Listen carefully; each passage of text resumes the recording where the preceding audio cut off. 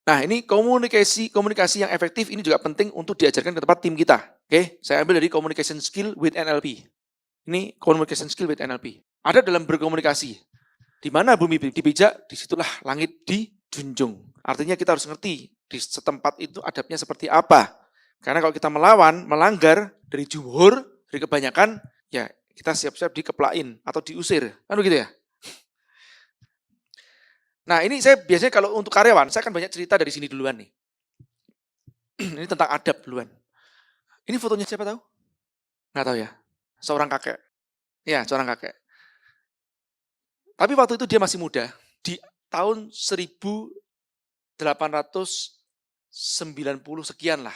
Jadi hampir menjelang abad 19. Jadi sebelum tahun 1900 kisahnya terjadi. Nah, dia saat itu sedang menjaga atau menjadi resepsionis di suatu hotel kecil di Philadelphia. Sebelumnya, dia mulai karirnya di hotel tersebut sebagai seorang juru tulis atau juru ketik. Kemudian, karena produktivitasnya dia yang sangat tinggi, pelayanannya dia yang sangat bagus, kerjanya dia yang sangat handal, dia dinaikkan, dipromosikan sebagai resepsionis di suatu hotel kecil di Philadelphia. Nah, di suatu malam yang hujan, deres, datanglah malam hari jam 12-an malam, sepasang suami istri yang elegan. Pakaiannya elegan lah begitu. Suami istri yang sudah tua ini datang dan, anak muda, kasih aku kamar. Dan jangan katakan kamu tidak ada kamar. Dia bilang begitu. Dan jangan katakan, kamu tidak ada kamar. Terus dia bilang begini, Tuan, seperti Tuan tahu, di kota sekecil Philadelphia ini ada 3 konferensi besar. Dan Tuan tentu sudah tahu, sudah mencari ke sana kemari, sudah penuh semuanya. Di sini pun begitu, Tuan. Terus dia berpikir sejenak, tapi begini Tuan, saya tidak akan mengizinkan Tuan untuk duduk menunggu hingga pagi sampai check out. Ya, sampai ada kamar lagi. Duduk dalam arti di lobi hotel itu. Tuan, saya punya kamar. Ini kamar untuk standby saya sebetulnya. Tidak layak untuk Tuan tentunya. Tapi bolehkah saya berikan kamar saya kepada Tuan? Langgar SOP ya? Langgar SOP ya? Langgar SOP dia. Izinkan saya Tuan, saya bersihkan sebentar, saya siapkan Tuan. Nah, nggak masuk dalam sistem. Nggak dibayar artinya kan? Nah, besoknya Tuan check out. Oke, suami istri ini check out, Tuan dan Nyonya itu, dan dia diantar oleh si George. Kemudian George dikasih tips. Kalau di Amerika memang tips itu kelaziman. Dikasih tips. Di sana itu rusak banget deh. Pokoknya kalau Anda nggak ngasih tips, Anda bisa dipelototin sama mereka. Nah, jadi dikasih tips, udah, terima kasih Tuan. Terus Tuan itu sebelum pulang, masuk ke taksi, limusin begitu, Tuan itu mengatakan begini, dia sudah tahu namanya adalah George. George, suatu saat nanti, aku akan bangunkan sebuah hotel termegah di dunia. Dan kamu akan menjadi manajer pertama di sana. Terus, terima kasih Tuan. Ya, Tuan sangat menyanjung saya. Dikiranya bercanda. 2 tahun kemudian, George jadi manajer di hotel tersebut. Yaitu, karena memang pelayannya dia, service excellence-nya dia luar biasa. Dia di-upgrade lagi, jadi supervisor, jadi manajer di hotel kecil itu. Dan 2 tahun kemudian itu, si George ini mendapatkan surat plus tiket untuk pergi ke New York. Dari si Tuan itu. Kasih tiket first class ke New York. Sampai di sana jemput limusin, dibawa si satu kafe kecil di ujung jalan. Diantar masuk oleh supir, menunggu si Tuan tadi itu. Duduk George, gimana perjalananmu? Ngobrol sebentar, ngopi, pesan apa? Macam-macam. Selesai setelah rileks, basa-basi, ditanya, George, apa yang kamu ketahui tentang bisnis perhotelan? Cerita, George. Harusnya seperti apa mengelola bisnis perhotelan itu? Terus diwawancara sampai selesai, sini George, keluar George. Keluar di kafe, diajak di ujung jalan, kamu lihat hotel yang hampir selesai itu? Hotel megah itu? Iya Tuan, hotel apa itu? Itu hotel yang aku bangun untuk kamu. Hotel termegah saat ini di dunia. Dan kamu akan menjadi manajer pertama di sana. Dia kaget, ya benar Tuan. Iya. Tuhan bercanda. Tidak. Ya, kamu pikir aku bercanda. Kamu yang akan jadi manajer di sana pertama kali. Kenapa? Karena si George ngerti pelayanan itu seperti apa. Dia dengan hatinya dia melayani. Inilah hotel itu. Inilah si tuan itu. Namanya William Waldorf Astor. Sir William Waldorf Astor. Salah satu pewaris tahta kerajaan Inggris. Dan hotelnya Waldorf Astoria. Yang sering dipakai buat syuting-syuting film di Hollywood. Di New York. Itu syuting film, salah satunya film Die Hard. Die Hard berapa itu ya? 2 atau ke berapa ya? Itu Hotel Waldorf Astoria. Ya, saat itu memang termegah di tahun 1900. Nah, kalau Anda searching di Google, George George C. Bolt, B-O-L-T, Bolt Screw apa itu ya, Scrub tuh kan, Bolt. Nanti akan keluar Bolt Castle. Jadi si George C. Bolt ini menjadi pemegang saham juga di sana.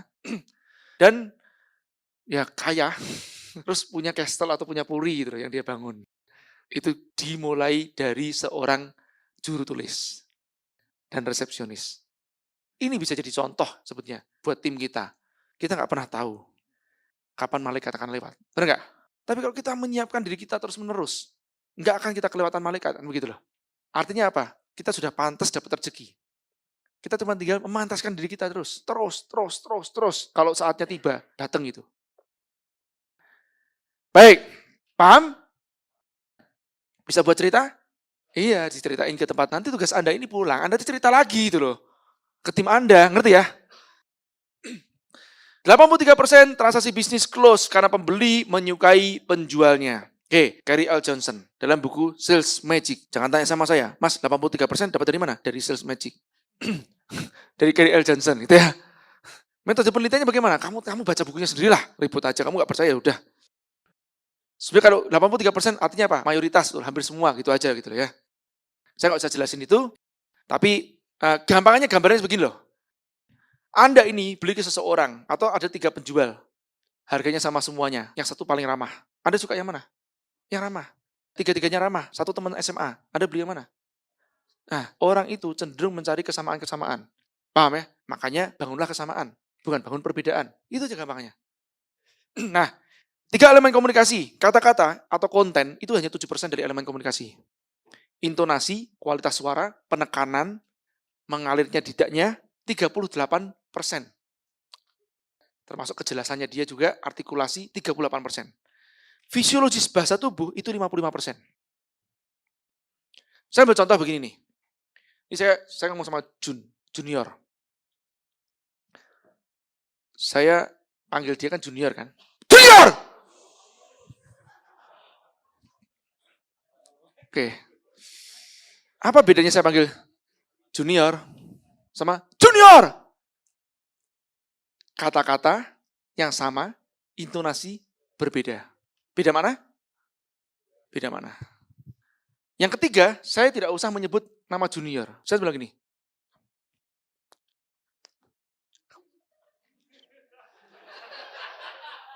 Ngerti ya? Nah, ada kata-kata? Enggak ada kata-kata? Enggak ada intonasi? Bahasa tubuh doang. Lebih kuat mana? Hah?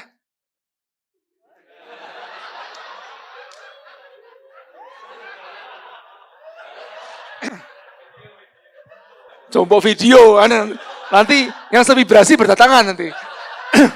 Paham ya? Ngerti ya? Jadi, ya kebanyakan orang itu hanya menggunakan 7% dari elemen komunikasi.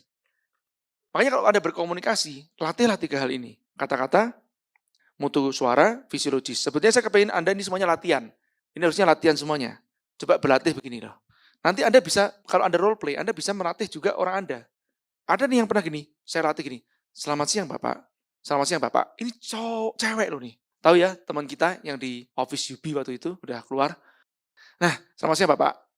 Kamu cengkokin dikit bisa nggak? Ya, lembutin dikit bisa nggak? Kamu cewek loh. Kayak patah-patah gitu. Selamat siang Bapak. Coba. Selamat siang Bapak.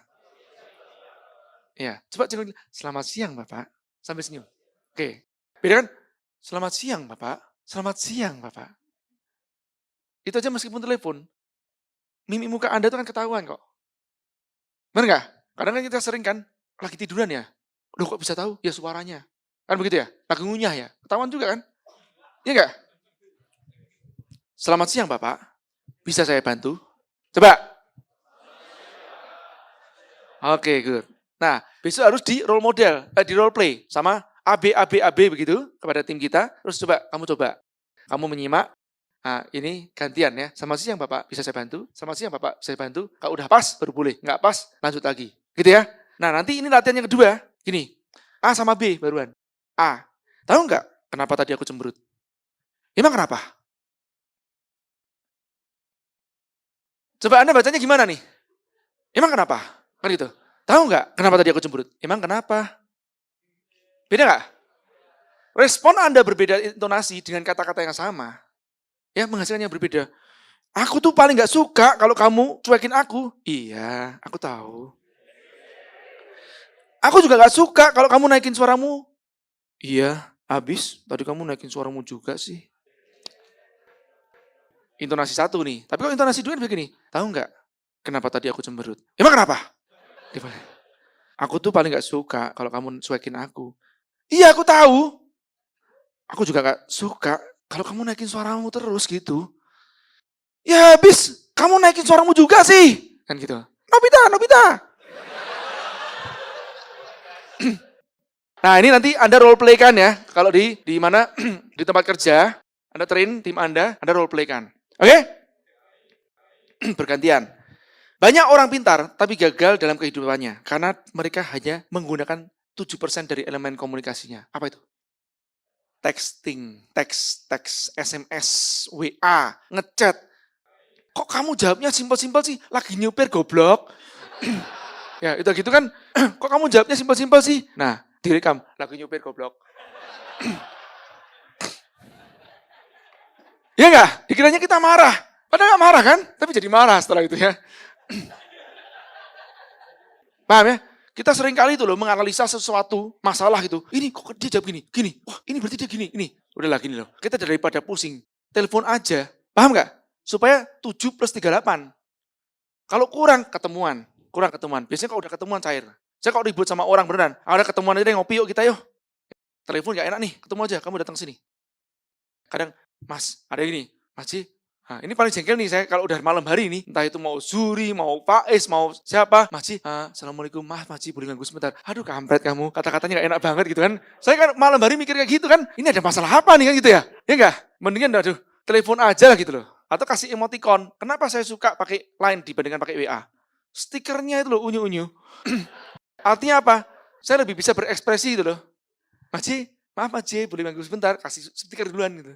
Itu kan udah ngerti, oh ini gak bahaya gitu kan. Kalau enggak cuma kata-kata doang nih, aduh ini otaknya lagi gak enak nih. Ya enggak? Lagi deg-degan nih kan, wah ada masalah apa nih? Gak taunya cuma tanya, Mas Ji mau duduknya di aisle atau di apa? Wah.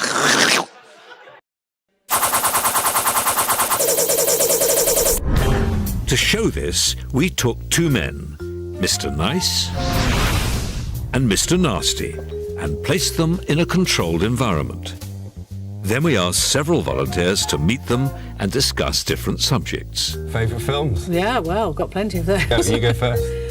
What the volunteers didn't know was that while Mr. Nice was being friendly and warm, Incredibly careful. You've been a lot. Mr. Nasty was being as negative and as difficult as possible. Tom Hanks, he did that one about AIDS, didn't he? Philadelphia Story. Yeah. Didn't like that very much. No, Not really. But crucially, both Mr. Nice and Mr. Nasty have been asked to deliberately move their bodies in specific ways, So you got any more favourites? while cameras watched for a response in the volunteers that would reveal what was going on in their mind. Well, a bit of a what? good in terms of variety. Yeah. Gradually, one, as the basically, conversations those developed, content an extraordinary related. thing began to happen. I didn't. The volunteers with Mr. Nice gradually began to copy him. They kind of used those well, and the acting was so good, they kind of all got away with it. And the other ones, Last of the Mohicans. No, I didn't see I mean, I shouldn't. There's no reason to suggest that we should like that, but there's some. Meanwhile, those with Mr. Nasty didn't copy him at all. Well, I'm really enjoying 24 at the moment. Have you seen that? Saw it once. Yeah, no, 24 didn't like it very much. No? No. And I think it's the sort of thing I like going to the cinema with myself. Because the volunteers like Mr. I Nice, mean, some people say they like to, share their mind prompted them to mimic him. No, I often go by myself. Walk out of this room.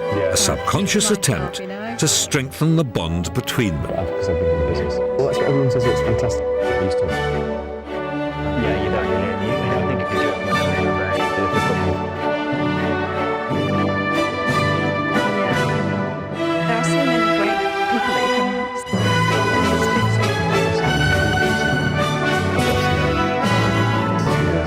Fantastic. I saw Eamon Holmes. Did you? Yeah. Did you speak to him? No. Nah, ini sering kita pakai materinya untuk pacing and leading ya, teman-teman. Pace itu membangun kesamaan ya, intinya. Membangun kesamaan untuk membangun keakraban. Setelah dia akrab, baru dia akan memfollow kita atau bisa kita leading. Nah, ini adalah basic dari komunikasi juga dengan bawah sadar. Nah, jadi contoh begini ya, kalau kita pas ngomong sama orang sering ngomong, enggak mungkin, itu hoax. Nah, kita ngomong gitu terus kan, kita mesti akan dibenci sama orang juga, ya enggak? Makanya kalau pas kadang-kadang nih, ini teman-teman juga, meskipun saya nggak suka banyak bergaul sama orang gitu kan, saya pada dasarnya kalau suruh misalkan ya, untuk dealing B2B atau apa gitu, saya nggak benar-benar suka. Cuman saya kan harus gitu loh, ketemu sama mereka-mereka. Ya sudah, harus jadi Mr. Nice gitu loh. Selamat siang Bapak. Ya, wah, oh gitu ya Bapak. Baik Bapak, terima kasih Bapak. Ini ya harus gitu tuh. Harus jadi Mr. Nice. Mau nggak mau sih. Kalau dulu gitu, sekarang udahlah, cuek-cuekan aja kan. Tapi ya alhamdulillah masih diterima juga ya, karena kadarnya sudah berbeda. Kalau dulu-dulu banget memang saya parah banget sih komunikasinya. Benar, saya itu kalau nggak suka tuh kan langsung spontan kan. Dulu ya nggak bisa nahan. Sekarang ya lebih bisa nahan. Seek to understand then to be understood. Seek to understand first then to be understood. Ini kata-kata Stephen Covey dalam Seven Habits. Jadi mencari tahu lebih dahulu, kemudian memahami lebih dahulu, baru kemudian minta untuk dipahami. Nah ini penting juga dalam berkomunikasi. Kalau pacing leading tadi itu, kita ngajarin tim kita. Kalau biasanya kita itu role play nih ya, misalkan gini, diajakin ngobrol lah begitu kan. Siapa mas namanya? Urip. Loh, kok jeneng kok Urip loh? Elek banget ya. Jenenge. Emang nek gak urip meh mati. Asli dari mana? Cilacap. Cilacap itu yang paling banyak gempa itu kan?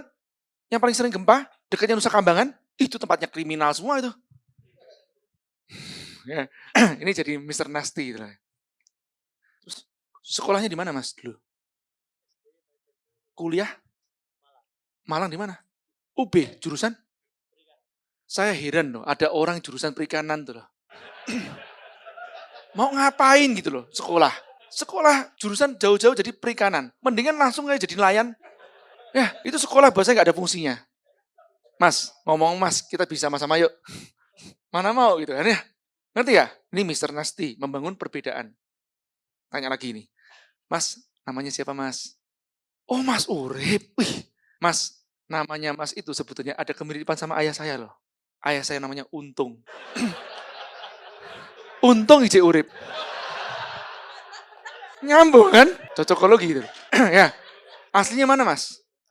Wih, Cilacap itu ya tempat yang paling saya suka. Saya punya sahabat itu dari Cilacap. Namanya Robi, teman SD loh mas. Orangnya tulus-tulus orang Cilacap itu mas.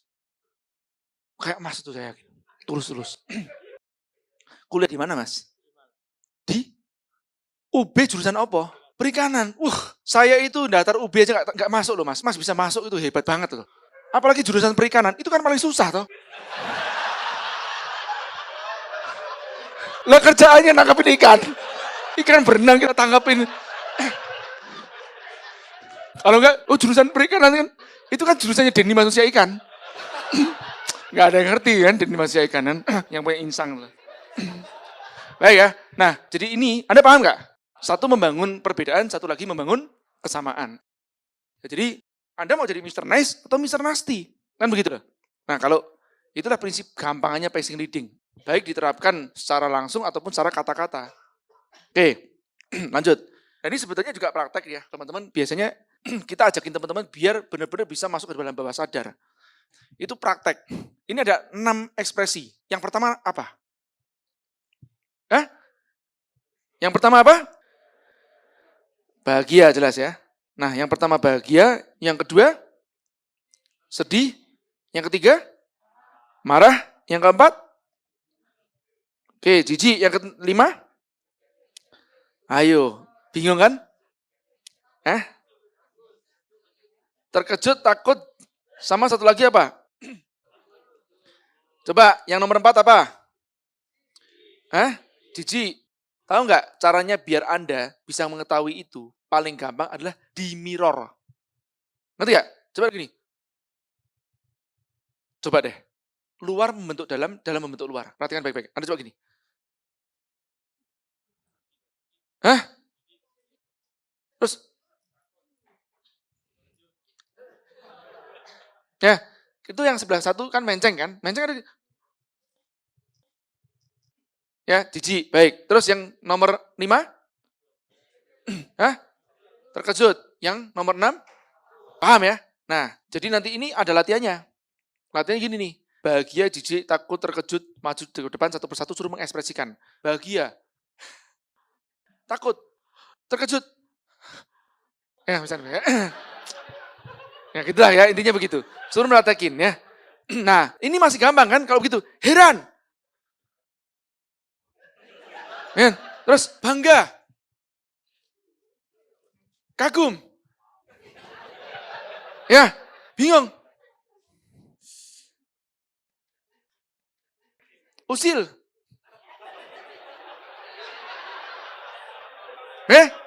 Oh itu mirip sama centil ya? Centil.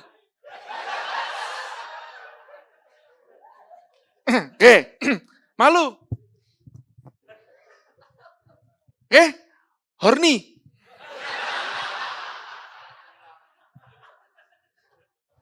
Ya jadi gitu kan, nanti nah gitu kan bagaimana kan. Nah, ini latihan. Latihan gunanya buat apa? Karena supaya kita nanti benar-benar bisa merasakan apa yang orang lain rasakan dengan cara kita memirror dia. Paham nggak? Nah ini kalau kita biasanya latihan. Ayo maju satu persatu. Nah 3-3. Ini pilih 3 yang sebelah kiri, 3 sebelah kanan. Terus nanti mengekspresikan. Gimana lolos? Nggak lolos, nanti dulu. Nah ini ternyata ekspresi-ekspresi seperti gini, kalau ini di Anthony ada juga. Di Anthony ada, saya lupa ya programnya yang apa, katanya sih Robert Kiyosaki itu nggak lulus. Hampir nggak lulus. Kenapa? Karena Robert Kiyosaki tidak bisa berekspresi. Bahagia. Takut. Takut apa mengkerok? Oke ya. Nanti ini buat latihan teman-teman, oke?